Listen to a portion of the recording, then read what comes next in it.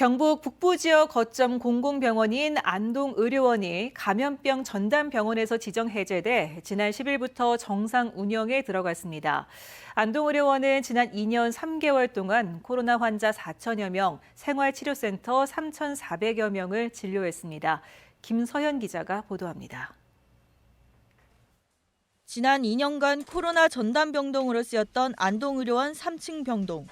무더운 여름에도 3kg의 방호복을 입고 땀을 쏟았던 의료진들은 이제 방호복을 벗고 한결 가벼운 움직임으로 업무를 보고 있습니다. 코로나 환자를 위한 음압기는 더 이상 보이지 않고 일반 입원 환자들이 자유롭게 병동을 다닙니다. 정부가 일반 의료 체계 전환 방침을 밝히면서 안동의료원은 지난 10일 감염병 전담병원에서 지정 해제돼 정상 운영에 들어갔습니다. 지난 2020년 2월 감염병 전담병원으로 지정된 지 2년 3개월 만, 단 한 차례도 쉬지 않고 달려온 840일.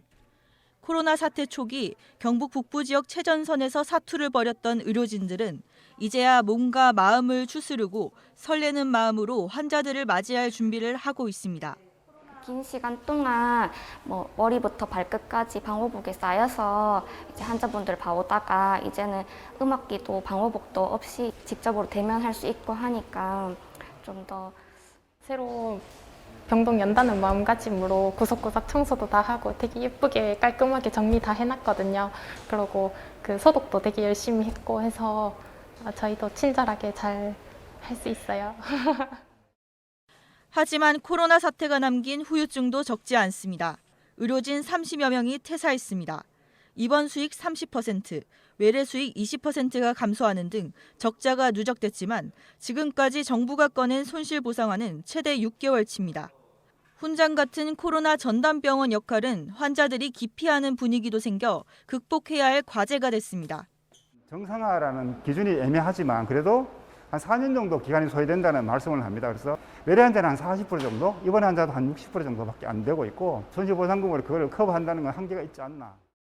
하지만 코로나 사태는 공공의료의 중요성을 다시 일깨운 계기이기도 했습니다.